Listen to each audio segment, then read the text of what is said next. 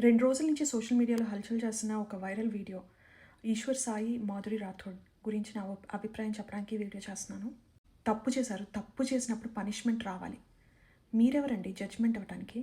అవి లీగల్‌గా జరగాలి గానీ, ఆ అమ్మాయి తప్పు చేసింది, మా ఆయన తప్పు చేయలేదని చెప్పడానికి మీరెవరు?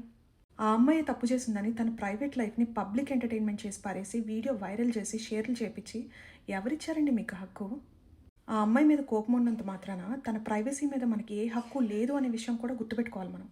నిజంగానే ఇక్కడ ఒక తప్పు జరిగింది. తప్పుకి డెఫినెట్‌లీ కాన్సిక్వెన్సెస్ ఉండాలి.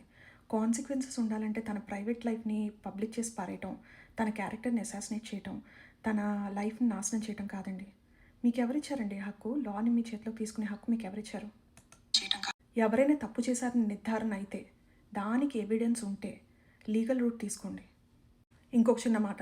ఇలాంటి వీడియోల్లోకి చిన్న పిల్లల్ని తీసుకురాకండి. వాళ్ళు పెద్దయ్యే కొద్దీ అది పెద్ద ట్రామా కింద మారుతది. అండ్ భలే ఉన్నారండి మీరు. మీ ఆయన ఏమైనా శ్రీరామచంద్రమూర్తి అనుకుంటున్నాడా? మా ఆయన తాగట్లేదు, 7 ఏళ్ల నుంచి తాగలేదని చెప్తున్నారు. ప్రైవేట్‌లోనే ఇంత ఘనకార్యం నడిపాడు. ఎవ్వరికి బుద్ధి చెప్పాలనేది ముందు తెలుసుకోండి.